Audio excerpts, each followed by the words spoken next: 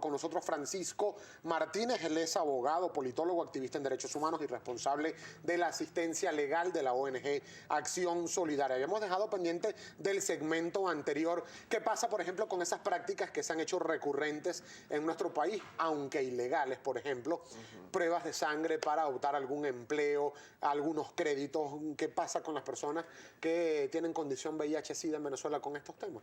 Tal como has resaltado, todo ese tipo de elementos que reivindican algún elemento discriminatorio es completamente ilegal.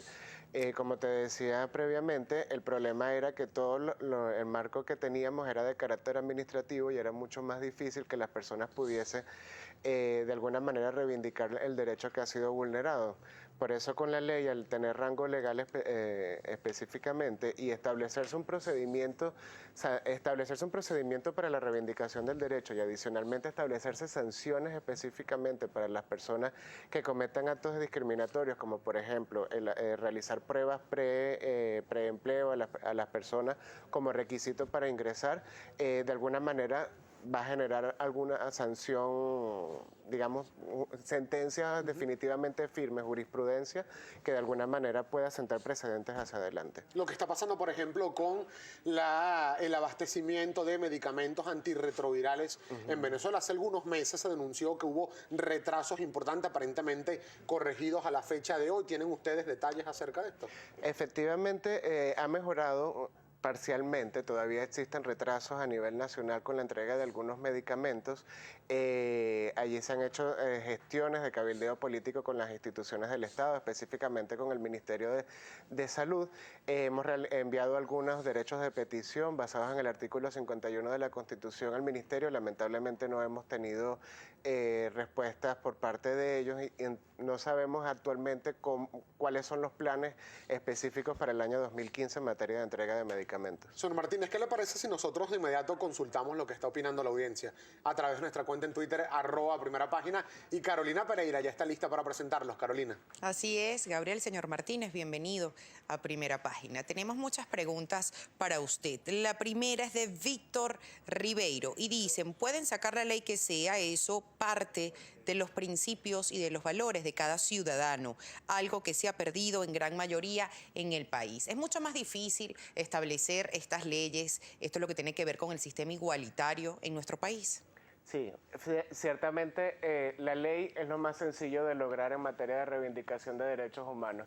Sin embargo, tal como dice el Twitter, efectivamente uno de los principales problemas que existen acá en Venezuela es que las personas no han terminado de empoderarse de la lucha de sus derechos humanos y por tanto asumen muchas prácticas que son formalmente discriminatorias como normales, porque finalmente hay muchos elementos de estigma y discriminación en nuestra sociedad. Las personas asumen que es normal que nos discriminen, asumen que es normal que vayamos a un hospital y nos nieguen la atención médica, asumen como normal que nos pidan unas pruebas para ingresar al trabajo. Entonces parte mucho de la ciudadanía que se reivindique o no el contenido de la ley. Iván Figuera pregunta, señor Martínez, ¿hay que educar al pueblo sobre la homosexualidad para después pasar al siguiente nivel que tiene que ver con el matrimonio igualitario? ¿Es así? ¿Hay un paso previo? Formalmente no, todas las personas tienen derechos. Si leemos el articulado de la Constitución y los tratados internacionales en materia de derechos humanos, dicen claramente que todas las personas somos iguales ante la ley. Lo que hay es que educar a las personas, a la ciudadanía venezolana, en materia de reconocimiento de los derechos del colectivo LGBTI, que se entienda que son personas exactamente como cualquier otra, que no tienen los mismos derechos que cualquier otra y que no pueden ser discriminadas. Car Aguilera pregunta, el problema es que este gobierno todo lo deja en el papel. Los derechos humanos no son respetados, todo es pura propaganda política. ¿Es pura propaganda política o ha habido intenciones por parte del gobierno en avanzar en esta materia? El hecho de que ya se reconozca la ley nos indica que hay una voluntad por parte del Estado venezolano de reivindicar los derechos de las personas con VIH en nuestro país. Vuelvo y repito, es importante que las personas, sobre todo aquellas personas que hayan sido discriminadas, se empoderen de las herramientas necesarias para reivindicar el contenido de la ley. El Estado solamente no va a con la aprobación de la ley no lo es todo. Las personas tienen que denunciar públicamente, salir a la calle a denunciar públicamente y a reivindicar sus derechos. Iván Figuera vuelve a preguntar, dice, las personas que tienen VIH son discriminadas por falta de conocimientos de la enfermedad. Hay que educar al pueblo con estos temas. Sí, y eso incluye también educar a las instituciones del Estado, porque las personas que tienen con VIH, cuando son discriminadas, en primer lugar, tienen miedo de generar algún tipo de denuncia formal porque sienten que van a ser revictimizados por parte de las instituciones del Estado. Y creen que van a someterse al escarnio público y que pueden ser nuevamente vulnerados en sus derechos. Entonces, es educar a la ciudadanía, educar a las personas que tienen VIH, pero también educar a las instituciones del Estado. Restec pregunta, ¿la prohibición del examen de VIH prelaboral no pone en riesgo a los compañeros en el momento de un accidente? No, para nada, porque efectivamente se trata de entender que las personas con VIH no están sentenciadas a muerte, sino que tienen un estatus seropositivo en relación a un determinado virus que es contagioso. Bueno, ya sabemos cuáles son las vías necesarias para eso. Entonces, que haya una persona con VIH como tu compañero de trabajo no implica que haya algún riesgo para ti. Jesús Antonio Coelho dice, buen día, ¿en este país existe discriminación para las personas que están contagiadas de SIDA? Se pregunta Jesús Antonio Coelho, ¿qué le responde? Sí existe discriminación. Nosotros en el Servicio de Asistencia Legal de Acción Solidaria brindamos atención legal gratuita a las personas con VIH y allí recibimos denuncias, recibimos casos específicamente sobre situaciones de discriminación en el caso del sector salud, personas que les niegan la atención médica por tener VIH, en el sector laboral, que digamos es el núcleo más grande en cuanto a denuncias se refiere, y también dentro del núcleo familiar, personas que tienen con VIH que son discriminados por sus propias familias. Nosotros seguimos con más preguntas. Jin dice, ¿y qué tiene que ver el VIH-Sida con el matrimonio igualitario? ¿Insinúan que el SIDA solo les da a homosexuales? No tiene absolutamente nada que ver el tema de VIH-Sida con el matrimonio igualitario.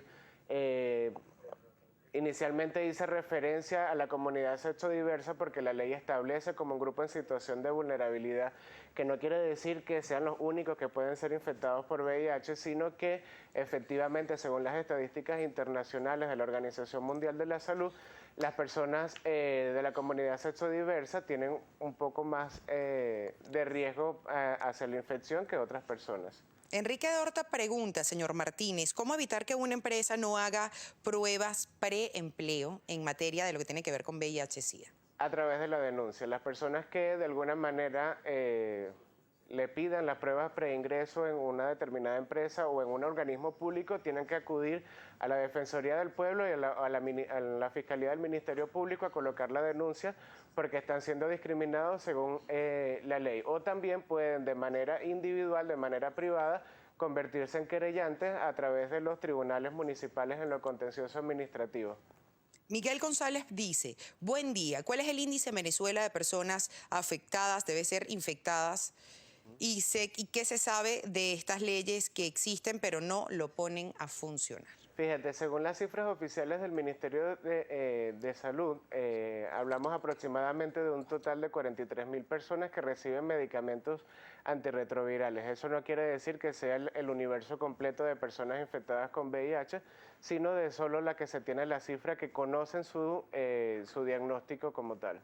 José Rafael Martínez pregunta, ¿qué sucede con los seguros HCM que no aseguran a las personas con VIH por esa patología? Según la ley, específicamente se establece como un caso de discriminación y por tanto deben ser denunciados nuevamente bajo las vías que acabo de mencionar, porque de alguna manera no pueden recibir ningún tipo de negativa a ingresar al seguro, o una vez que tengan el seguro no pueden exigir primas adicionales ni tampoco pueden negar el acceso a las cláusulas que tiene establecida dentro del HCM. Nos quedan segundos para despedir, señor Martínez, pero ¿cuáles son ahora los próximos pasos que van a tener ustedes conjuntamente con autoridades del Estado venezolano para vigilar el fiel cumplimiento de esta ley, sobre todo en lo que tiene que ver con el campo educativo para la población venezolana? Fíjate, la ley bastante nueva, todavía no hemos pensado porque nos cayó de sorpresa su aprobación.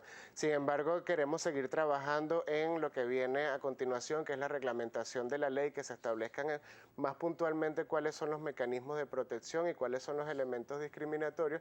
Y finalmente, siempre hemos estado en la disposición desde Acción Solidaria, no solo apoyar a las personas que tienen VIH, de brindarles la asesoría médica, psicológica y legal que requieran, sino también apoyar a las instituciones del Estado en materia de formación y en materia de denuncia. Y a los grupos familiares, amistades cercanas que siempre también necesitan apoyo y entrenamiento para poder trabajar en esta materia. Sí, también pueden acudir. Nuestras puertas abiertas, nuestras puertas en Acción Solidaria están completamente abiertas no solo para las personas con VIH, sino para sus familiares. ¿Podemos recordar algunas coordenadas de contacto antes de despedirnos? Sí, pueden comunicarse con nosotros a través del servicio del correo electrónico asistenciajurídica@accionsolidaria.info o revisar nuestra página web para que vean nuestros datos en adsol.org y puedan comunicarse con nosotros, que van a recibir el apoyo que requieran. Señor Martínez, muchísimas gracias por haber tenido la gentileza para compartir estos minutos con nosotros en Primera Página. Francisco Martínez, activista en derechos humanos,